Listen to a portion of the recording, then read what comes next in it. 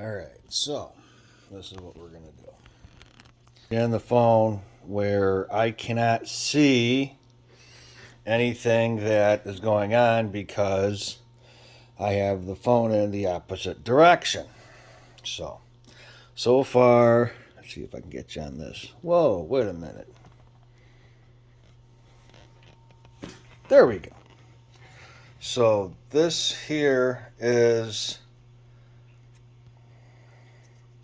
Yes, okay, now it's going to do... Alright, this is the 8 pill. The Toshiba non-red dot 8 pill. With the new Toshiba 2879s in here. So, we're going to do that here in a little bit. But what I wanted to do is I want to cover... I need to put you in a different way.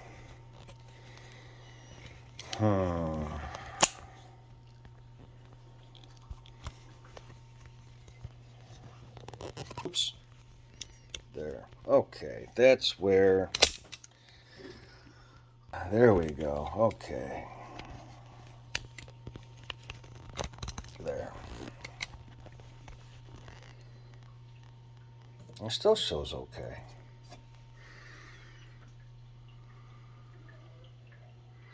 Because one of the videos I did, it turned out to be backwards. I'm like, how the heck did that happen? I'm trying to make sure that doesn't happen again. Alright, so anyway. I'll put you here for right now. I'm going to do a, drawing for your mobile systems.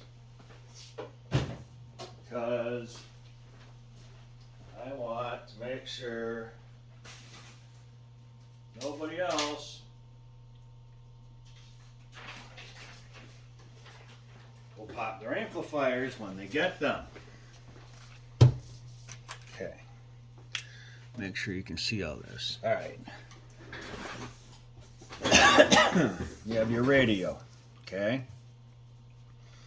R for radio.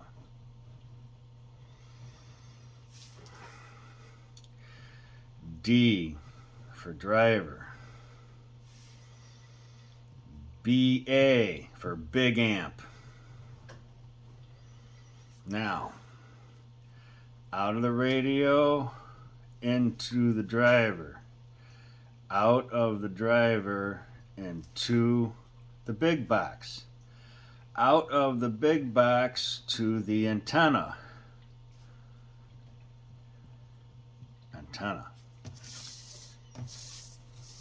So, this is how it works. Out of the radio, into the driver. Out of the driver, into the big box. Out of the big box to the antenna. Now, let's put in some specifics. You don't have to use this kind of coax, but this is what I do and I would recommend other people to do. 12 feet of 213U. 12 foot of 213U. Now, big box. If it's anything, I'll put 12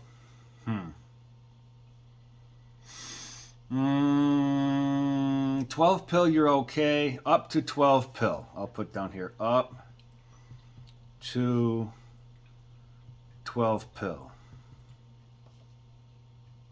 Amp. Because that's 3,000 peak. Rated. By me, but still. And then we do 12 foot of 213U. Now, if your big box is a 16 pill or bigger,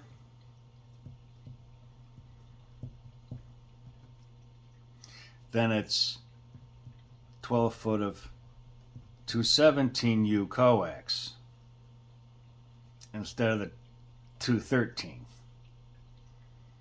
Okay. So this is not like a fourth one. This is... So, radio to driver. So we go I'll write it this way. Out, in, out, in, out. There. That's how I figure it out. Out of the radio, 12 foot of 213U going to the input of the driver, then coming out of the driver, use another section of 12 foot of 213U going out of the driver into the big box. And then out of the big box to the antenna, you can use 12 foot of 213U. If you're running up to a 12 pill. This could even be for a 2 pill or a 1 pill. It doesn't matter. Well, then you wouldn't have to worry about a driver. But anyway, this could be, 1 drive and 2, externally driven, 1 drive and 2. And then you get a total of 12, 12, and 12. 12, 12, and 12 equals 36 feet of total coax.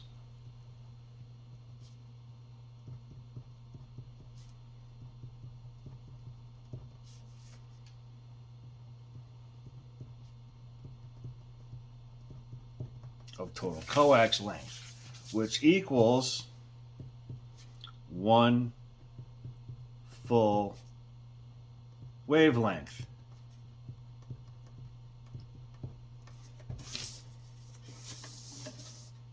Okay.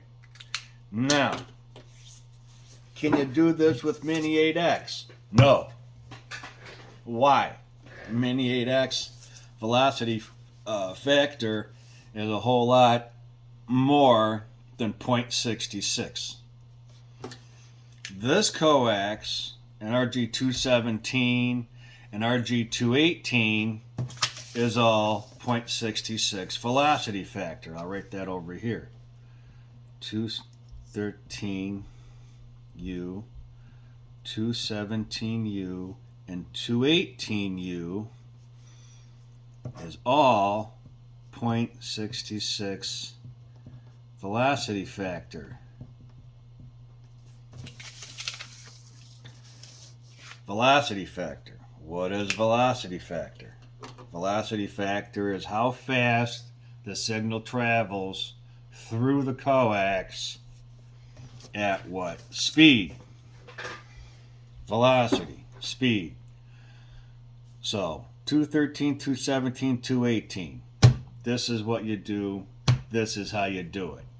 When you have it hooked up like this, retune your entire antenna system to 1.0. It is possible. If you do just radio to like a 2 drive and 4 or something like that, or radio into a straight 4 pill, and then this here would be the antenna going out, and you retune, you're not going to get a 1.0. You might be lucky with a 1.3, 1.4. Why? You're missing the last jumper out. You're missing that. You're missing the tuning factor using the coax. Now, there's a lot of people that don't believe in this, but I promise you it works. If it didn't work, I wouldn't be running it A, here at my bench, B, in my own car, C, in my own Suburban. Notice it wasn't 1BC, it was ABC. Had to throw that in there. All right, so another reason why I'm going over this. I sold somebody an amplifier. That person with the amplifier didn't have their setup like this. If you don't have a big box right now and you just have the radio and amplifier, you could put meters over here. Okay, you can use this for meters over here and then run your 12 foot of 213 or 217 to the antenna and retune, and it'll still work out like this. Okay, so his system wasn't correct. This is how it should have been done. This is what I tried to explain to him to do. It didn't work. He popped the box. Why? His SWR was too high. He used 3 foot, 9 foot jumpers. No 3 foot, no 9 foot, no, just no. 12 foot, 12 foot, 12 foot. And then you completely retune your antenna.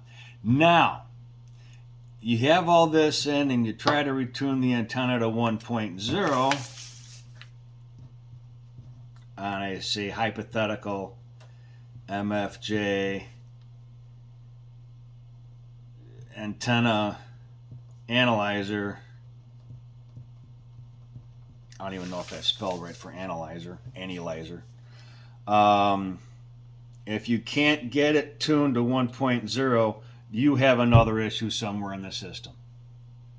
It could be that the connectors for the jumpers aren't soldered correctly. It could be its old coax. It could be there might be a kink somewhere in between here and here. But when you're tuning for the 1.0, you do it from here. You do it from this connection, your antenna connection. Then you get your 1.0. Great, cool, ta-da. Then you put this piece of coax back to your big box. You go all the way over here to your radio. You pull this connection out and you hook it up to the analyzer. You should still see 1.0. This should not change from here if everything else in the system is right. That includes the driver and the big box. If the driver and the big box was built and tuned properly and done right, and your coax is good, then the reading from here to here, or the reading from here all the way through to here shouldn't change. Minusculely. Like, you still see 1.0, but you might see, instead of 48 decibel negative dB gain, you'll see negative 38 or negative 25 or something. You won't have as perfect of a 1.0, but you'll still have a 1.0 on the MFJ. So this is what you do and this is how you do it. If you need 12 foot of 213 or need 12 foot of 217, let me know. I can order it for you with the connectors already on, with the Teflon connected, Teflon insulated ends already soldered on. I can order it for you. You can get it yourself if you know where. But if not, I can order you some. In fact, I've got a couple sections sitting back over here just in case. I always keep 1 or 2 or 3 of them in stock at all times. Now, 217, I don't keep that stuff in stock except for specific individuals. I do have one RG217 jumper. That's 12 foot, but it goes to it's what we call a split connection. Yeah, this is a split connection. It doesn't have a connector on the other end. It has 2 eyelets to go to like a puck mount. This goes to the center, this goes to one of the bolts. So this right here is a split connection. And the proper connector to be using on 217 is one of these. And if someone's trying to put PL259 connectors on this coax, they're doing it wrong. It's not the proper connector to be using on this coax. PL259's limits is for no bigger than 213. Then after that, this is designed for 217. Okay? I mean, it's got the same end, but it's not a PL259 connector. what you normally use. It's a little different connector. So I do have one of these if somebody needs it. It was an order mistake, oopsie. But I got it. Now, here's the other thing. Powering the system. The radio, positive and negative. The driver, positive and negative. And the big box, positive and negative, all go to battery. They don't go to frame ground. They don't go to under the seat ground. They don't go to whatever else ground you've got, or somebody else says you have, or the ham ARRL handbook says no. That doesn't work. Not for this heavy duty application. You'll blow stuff up. So you got battery for your big box, or your big box battery bank, right? You go positive here, negative there. So one goes here, one goes here, and that's done. And then your driver, that goes to your same stock system that your radio goes to. You got your, see, we'll just call this negative, we'll call this positive. And then this one will go to here, and this one will go to here. And everything goes to battery, directly to battery. And you solder all your connections. If you're using eyelets to attach things to the battery, solder the eyelets before you connect them to the battery, or batteries. And then if you want to go a step further and start doing separate grounds, well, then you can start going negative off the battery with flat ground strap to frame. Same thing with the battery of the stock side of the front of the vehicle. Negative part of the battery, flat ground strap to frame. That will help with noise and things. If you still have noises and things of that nature and interference, you can always use ferrite beads on the radio power wires. That'll get rid of that. And if there's other issues, we can start doing case grounds, which I don't think is going to need to be done. But at times, under rare circumstances, doing case ground separately to frame ground or other ground sources might be done. That's way down the road. But 95 to 97% of the time, hooking your radio stuff up exactly like this, using the proper gauge wire from point A to point B, point A to point B. Radio, I would recommend the heavy duty. You know what? Most radio wire that come with your radio isn't long enough to reach the battery anyway. So what I would do is I would take your radio power cable, go about 6 inches farther down than the fuse, cut it off, solder 8 gauge power cable to it, positive and negative, heat shrink tube it, all that neat stuff, and then run that directly to the battery, and then you have enough power to run the radio properly, even if it's a standard single Cobra 29. If the meter on the radio dims when you're talking, you need more power to run the radio. That's a real easy indicator. If your fan slowed down when you're keying, you're talking, all of a sudden you hear, and your fan starts slowing down. That's voltage drop. So there's another issue that needs to be addressed there. Either you need to add a cap or something to the battery, add another battery, But do not take the driver and the radio and separate it. These two need to be to the same power source. The big box, that's all on its own. That'll be a different topic for a different video. But for right now, basic installation, this is it. Radio, driver, big box. 12 foot, 12 foot, 12 foot. Retune the antenna, 1.0. Recheck it again up here at the radio, 1.0. Guess what? Your stuff will never blow up unless you have a bad connection, a corroded connection, a loose connection. Always check your connections. Always, always, always.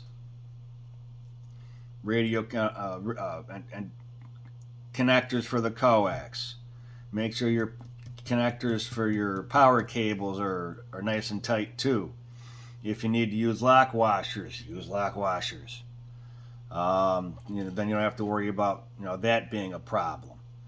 So, yeah, this is what makes things work on the mobile. This also what make things work at the house here at my bench. That's what I use, not the battery and the power cables and stuff. I have the power supply for that. But I use 12 foot, 12 foot, 12 foot. In fact, I got 12 foot from the radio now going to the driver 12 foot to the big box, and 12 foot from the big box to the bird meters. So I use the same thing here at the bench, and it works great. And if I need to run something bigger than a 16 pill, I'll run 217. So, all right, that should cover this. So if there's any more questions about absolutely anything else, this is what you go to. You refer to this, you will not mess up. Now, why do you have to retune your antenna when you redo your coax? Because your antenna is reading your antenna is reading the entire system compared to what it was. It's different, so you have to retune it. Now, if the antenna will not retune to 1.0, then you got a problem with the antenna 9 times out of 10. Try a different antenna.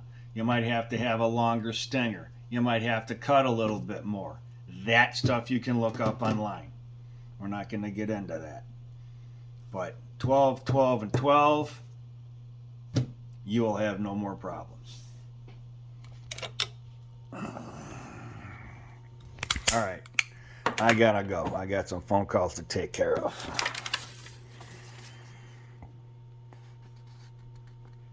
That's what you do. All right, thank you. Hit the subscribe button. Thanks.